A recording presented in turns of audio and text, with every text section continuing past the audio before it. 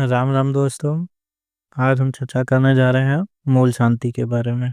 यदि किसी बच्चे का जन्म मूल नक्षत्र में होता है, मूल नक्षत्र में 6 प्रकार के नक्षत्र आते हैं, जैसे रेवती, अश्विनी, आश्लेषा, मघा, ज्येष्ठा और मूल। ये 6 नक्षत्रों में यदि किसी बच्चे का जन्म होता है तो उसको कहा जाता है कि वह मूल दोष लगता है, जिसको 27 भी कहते हैं। वैसे तो 27 नक्षत्र होते हैं। उन 27 नक्षत्रों में से ये 6 जो नक्षत्र हैं, रेवती, अश्विनी, आश्लेषा, मघा, ज्येष्ठा, मूल, इन नक्षत्रों में यदि किसी बच्चे का जन्म होता है तो उसको गंडमूल दोष लगता है। यह गंडमूल दोष जो होता है बच्चे के स्वास्थ्य पर, उसके आने वाले भविष्य पर, उसके करियर पे, माता पिता के स्वास्थ्य पे, घर परिवार पे बहुत सारे अपने प्रभाव डालता है। आज हम उन्हीं प्रभाव के बारे में चर्चा करेंगे कि कौन से नक्षत्र के किस चरण में किस प्रकार का प्रभाव पड़ता है, उसके बारे में हम लोग आगे जानते हैं। हर नक्षत्र के 4 चरण होते हैं, तो इन 6 नक्षत्रों में से हर चरण में किस प्रकार का प्रभाव पड़ता है वह हम आपको बताते हैं। सर्वप्रथम हम चर्चा करते हैं रेवती नक्षत्र के बारे में।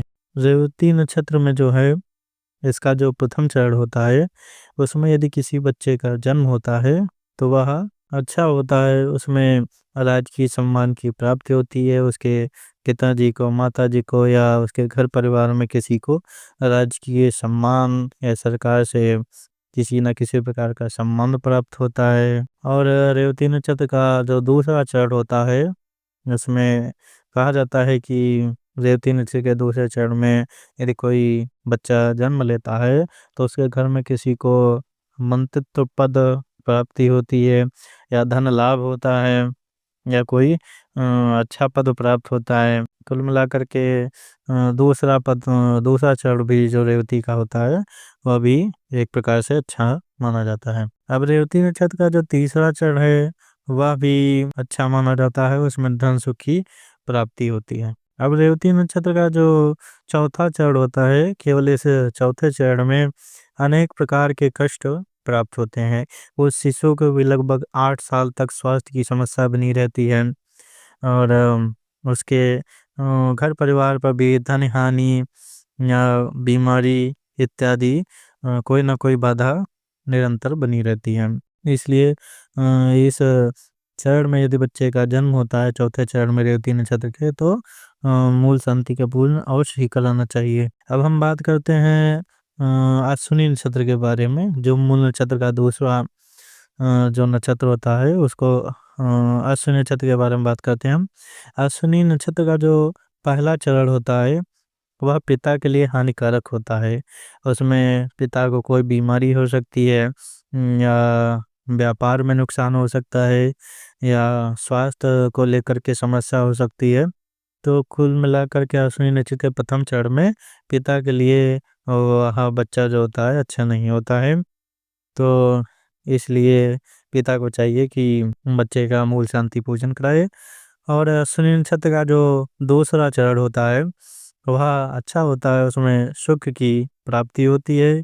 अश्विनी नक्षत्र के तीसरे चरण में भी अच्छा होता है, उसमें मंत्रित्व पद प्राप्त हो सकता है, घर में कोई शुभ कार्य होता है, और किसी न किसी की पदोन्नति होती है, धन लाभ होता है। अब अश्विनी नक्षत्र का जो चौथा चरण होता है उसमें राजकीय सम्मान प्राप्त होता है, मतलब घर में कोई मांगलिक कार्य हो सकता है, सरकार से कोई लाभ हो सकता है, इस प्रकार के कार्य हो सकते हैं। अब हम बात करते हैं मूल नक्षत्र का जो तीसरा है आश्लेषा नक्षत्र। आश्लेषा नक्षत्र के चारों चरणों के बारे में चर्चा करते हैं। आश्लेषा नक्षत्र का जो प्रथम चरण होता है वह सुख शांति को प्रदान करता है, अर्थात बच्चे के जन्म से सुख शांति प्राप्ति होती है। परंतु जो आश्लेषा नक्षत्र का जो दूसरा चरण होता है उसमें धन हानि की प्रबल संभावना बनती है।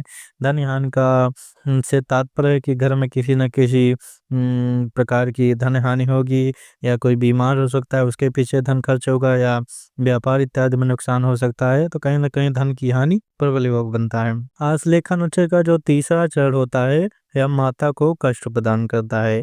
माता को स्वास्थ्य में दिक्कत हो सकती है, या कोई बीमारी हो सकती है, तो माता के ऊपर कष्ट की संभावना बनी रहती है। आश्लेषा नक्षत्र का जो चौथा चरण होता है, उसमें पिता को कष्ट प्राप्त होता है।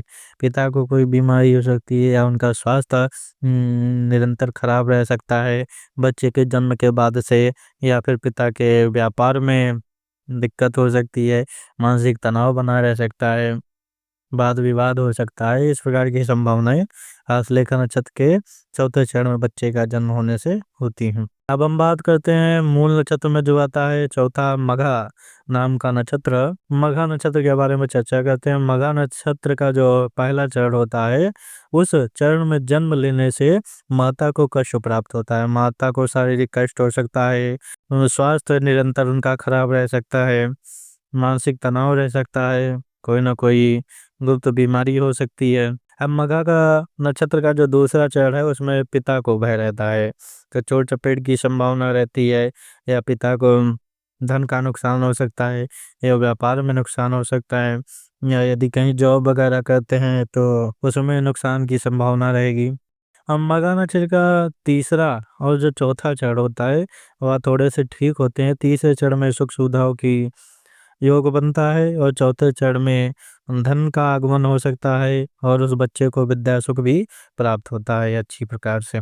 अब आगे बढ़ते हुए हम आपको बताते हैं कि मूल नक्षत्र में जो पांचवा होता है, ज्येष्ठा नाम का नक्षत्र, उसके बारे में चर्चा करते हैं। ज्येष्ठा नाम का जो नक्षत्र है, इसका प्रथम चरण में यदि किसी बच्चे का जन्म होता है, तो यदि उस बच्चे का कोई बड़ा भाई है तो उसको कष्ट प्राप्त हो सकता है। उसका स्वास्थ्य निरंतर स्वास्थ्य की बाधा हो सकती है, या अन्य प्रकार की बाधा हो सकती है, पढ़ाई में मन ना लगना, या चोट चपेट लगना, इस प्रकार की बाधा हो सकती है। यदि ज्येष्ठा नक्षत्र के दूसरे चरण में किसी बच्चे का जन्म होता है, तो उसके छोटे भाई को कष्ट हो सकता है। छोटे भाई को यदि है छोटा भाई, तो उसके स्वास्थ्य में, यदि छोटा भाई है और यदि बच्चे का मूल शांति पूजन नहीं हुआ रहता है, तो बच्चे के जो छोटा भाई होता है, उसको जीवन में बड़ी बाधाओं का सामना करना पड़ता है, और इस बच्चे को भी जीवन में कई प्रकार के दिक्कतों का सामना करना पड़ता है। ज्येष्ठा नक्षत्र का जो तीसरा चरण होता है, उसमें उसकी माता को कष्ट प्राप्त होता है। स्वास्थ्य संबंधी बाधाएं, मानसिक परेशानी, किसी न किसी प्रकार की चिंता बनी रहती है। ज्येष्ठा नक्षत्र के चौथे चरण की बात करें तो इसमें उस बच्चे के पिताजी को कष्ट प्राप्त होता है, धन हानि हो सकती है, मानसिक तनाव रह सकता है, व्यापार में नुकसान हो सकता है। आगे हम आपको बताते हैं कि गंडमूल नक्षत्र में जो छठा नक्षत्र होता है, उसको मूल नक्षत्र बोलते हैं। मूल नक्षत्र के प्रथम चरण में पिता को कष्ट प्राप्त होता है। मूल नक्षत्र के द्वितीय चरण में माता को कष्ट प्राप्त होता है। मूल नक्षत्र का जो तीसरा चरण होता है, उसमें धन की हानि होती है। और मूल नक्षत्र का केवल चौथा चरण जो होता है, वह थोड़ा ठीक होता है, उसमें सुख सुविधाएं प्राप्त होती हैं। तो इन 6 प्रकार के नक्षत्रों में से जो सबसे ज़्यादा कष्ट प्रदान करने वाले नक्षत्र हैं, ज्येष्ठा है और मूल है। ज्येष्ठा और मूल, इन दोनों नक्षत्रों में जिस भी बालक का जन्म होता है, उसके निमित्त गंड मूल दोष का पूजन अवश्य कराना चाहिए।